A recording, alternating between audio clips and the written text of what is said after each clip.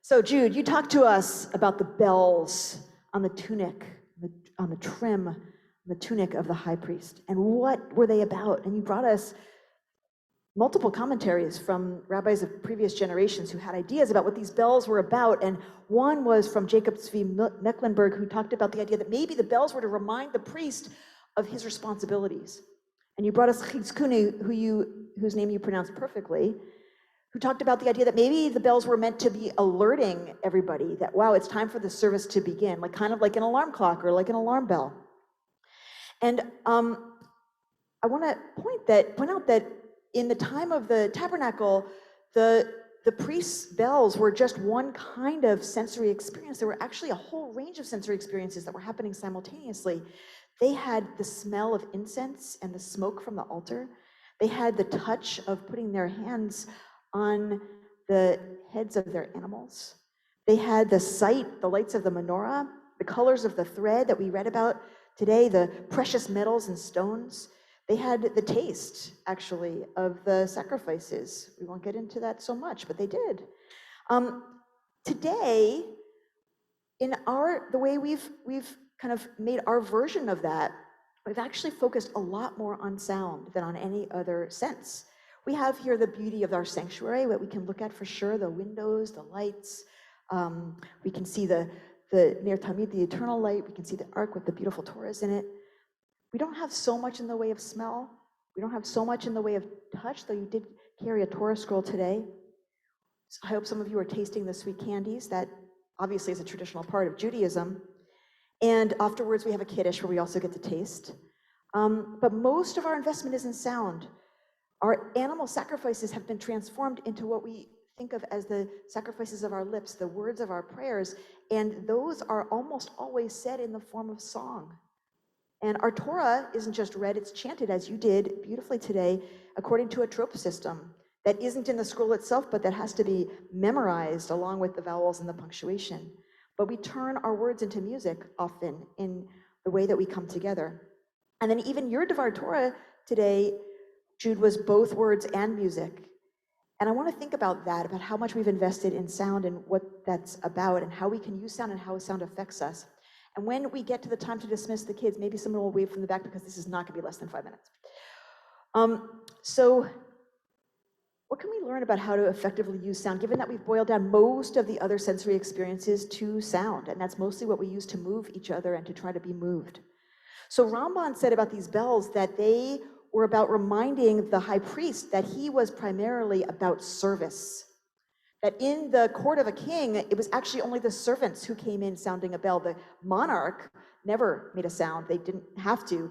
It was the servants who did. And so that sound of the bell is to remind the priest, no matter how exalted his position was, he was primarily a servant. And we all, no matter how important we are, as Jews, we are always primarily about service to something greater than ourselves. That's what one of the things Ramban had to say about this. Chizkuni's idea about the alert and the alarm connects to a teaching in the Zohar in which the sound of the bell, kol, which is the word for sound or voice, is likened to the sound of the shofar, in which the shofar, is meant to wake us up to our sins and wake us up to the call of the moment, what we need to do, how do we need to act. And we often use words, I often use words in this space, use shaped sound, which is words, to raise alarm. I'm often doing that here, trying to say to us, wake up, wake up. I'm trying to ring the bell when there's a crisis, ring the bell of crisis, move us into action. And I would say that I think, given the moment we're in right now, and I said at the beginning we were going to focus on the wholeness and the goodness in the world, but I must say, and Cantor Breitzer did also, we are in a moment of crisis in the world. We're in a moment of crisis in the world, and the bell has been ringing. The alarm bell has been ringing, and we can use words, or we can use bells, or we can use other forms of alarm, but the sound has been ringing. The Ukrainians have been trying to tell us for a long time that they're in danger, and for at least a week we've been seeing the destruction. And there is a limited impact of the sound of alarm on humans. We know this. We've had a much longer crisis that's been going on. Many crises have been going on, but one much longer is the climate crisis. How, since the 70s, people have been ringing the bell. Wake up, change your ways, wake up, change your ways. I certainly have been doing that from this exact spot. Many people have. It doesn't always work, the sound of an alarm. It's not that it doesn't have effect on us. We hear the sound of the bell ringing, and we don't know what to do about it a lot of times. We don't know how to change what's happening. We don't know how to respond effectively. Certainly right now, we're watching in slow motion, fast motion, we're watching helplessly as Ukrainians are being attacked, and just watching, unable. Maybe we do, I hope, give aid to refugees. I hope give aid to Ukrainians directly. But what can we do right now as we hear the bell of the alarm? It has limited effect. And sometimes what that can happen over time, when we hear the bell ringing and ringing and ringing, and we don't actually have effective action, it can make us feel helpless. It can make us believe that we're powerless.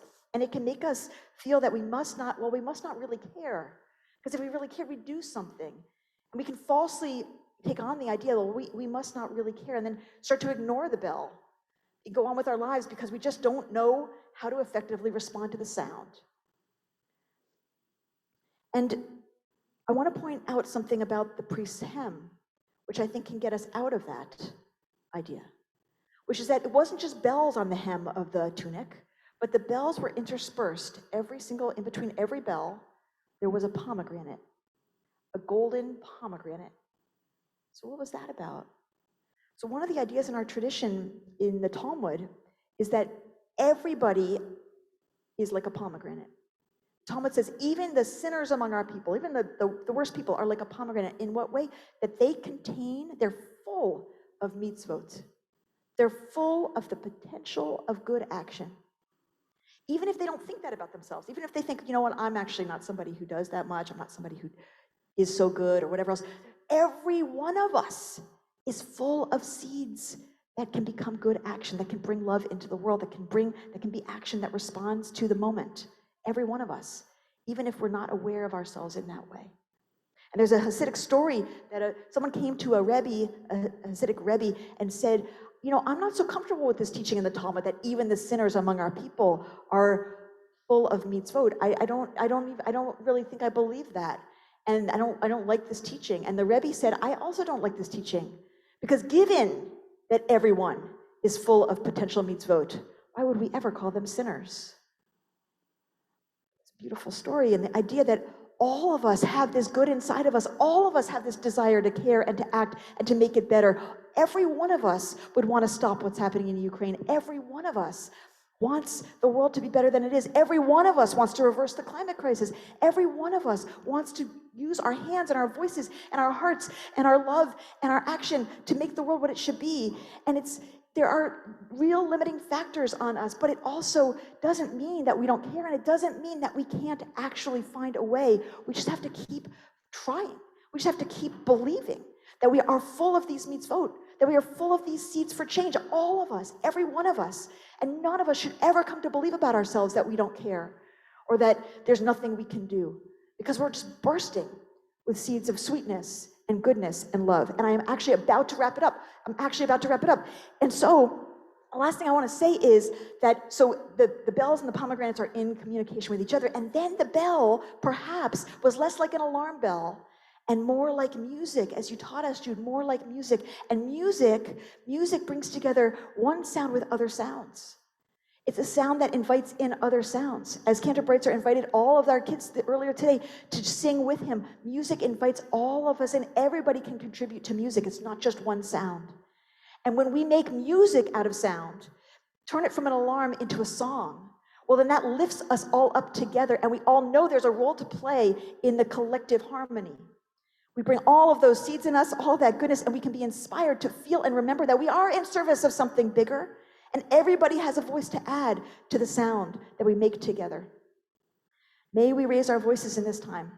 May we give everything we can give to support the people of Ukraine, to help the refugees. May we make space here in our homes for all the refugees of the world. This is actually Refugee Shabbat. May we remember the 26 million refugees of the world and make space in our homes for all of them, make space in our home communities, in our neighborhoods. We do that here at CBE. May we remember that we are full of seeds of goodness, of mitzvot that we have in us. All of us, we're bursting with the potential to help the world. May we turn alarms into music in which we all can believe in our ability to make the world how it should be. Shabbat Shalom and Yachad